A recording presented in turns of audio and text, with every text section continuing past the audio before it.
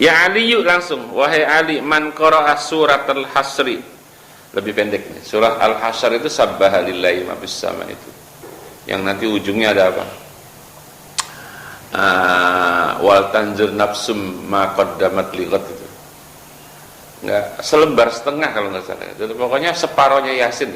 Yasin berapa? 2 lembar setengah kan? Hah?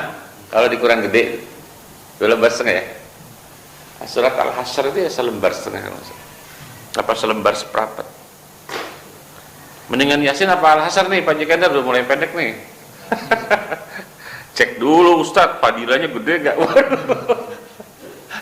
Biasa dia orang modern, dia amalannya sedikit, pahalanya mau banyak gitu biasa.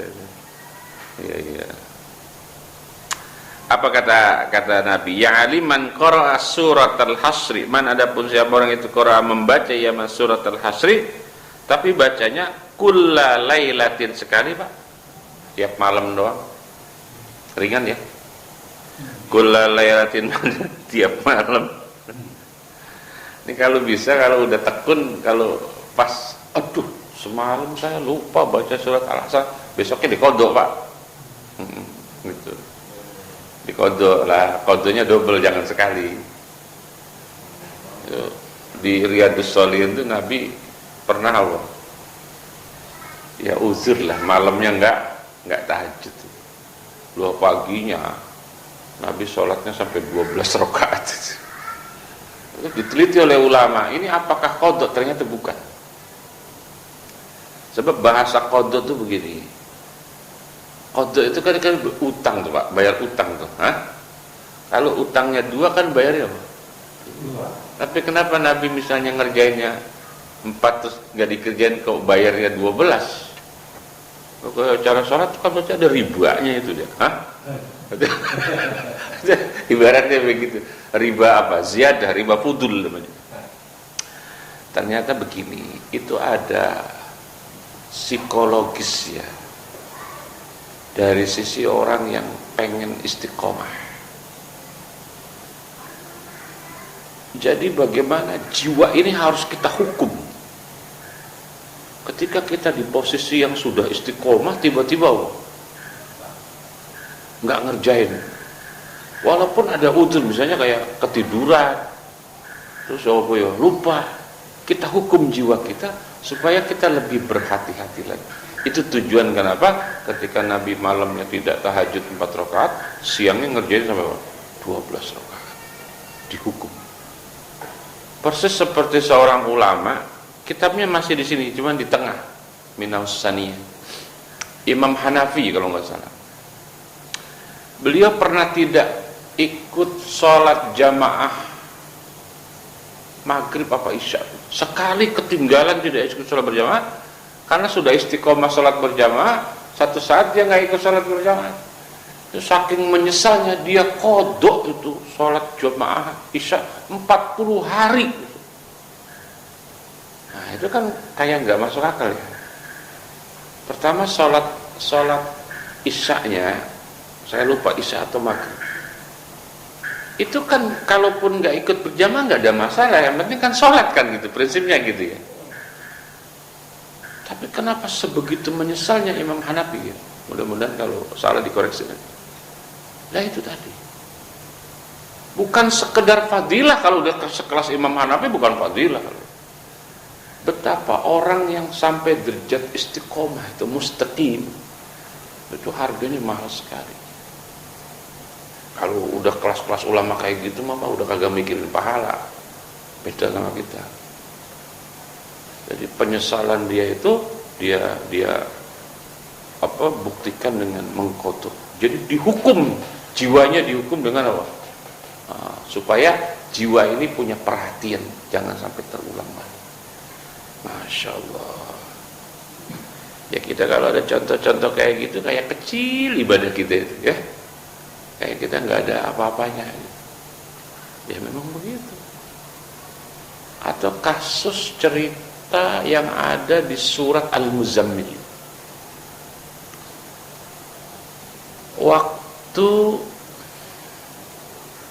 belum turun perintah sholat 5 waktu, Kan ngerjain sholatnya itu kan berbeda-beda sahabat. Ada yang sepanjang malam, ada yang setengah malam, ada yang sepertiga malam, ada yang apa? 2/3 malam, ada 1/6 malam, 1/5 malam. 1 tahun 4 bulan itu sebelum Nabi Isra Mi'raj, yang akhirnya apa? Dapat perintah sholat 5 waktu. Kita nggak tahu ya, ternyata sepeninggalnya Nabi, sepeninggalnya sahabat, ada murid-murid sahabat yang kita kenal sebagai tabi'in, masuk di dalamnya Imam Malik, Imam Hanafi. 40 akabirut tabi'in, 40 orang pembesar tabi'in, berarti muridnya para sahabat itu pernah mengerjakan sholat sepanjang malam sampai akhir hayatnya. Bayangin, jadi setiap malam nggak pernah tidur tapi sholat dari mulai maghrib sampai subuh.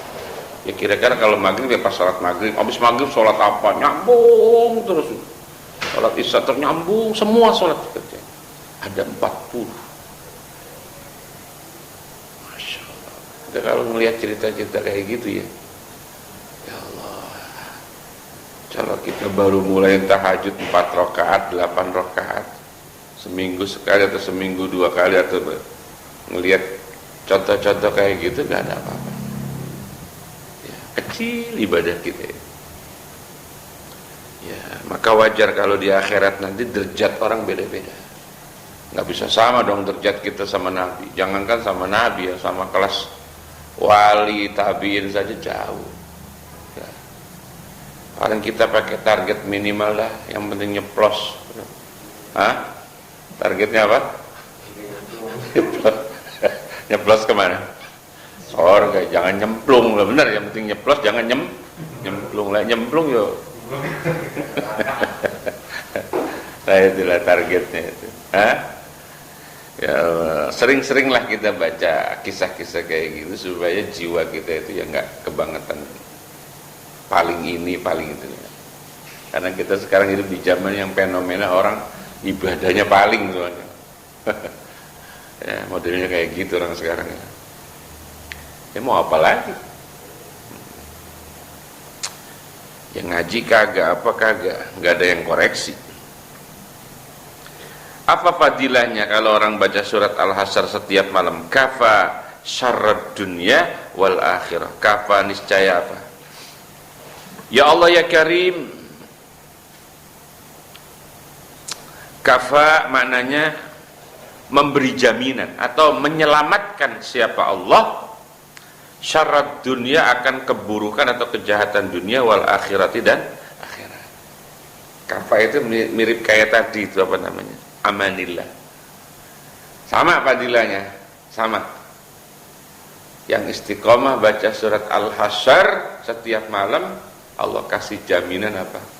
Selamat dunia akhirat.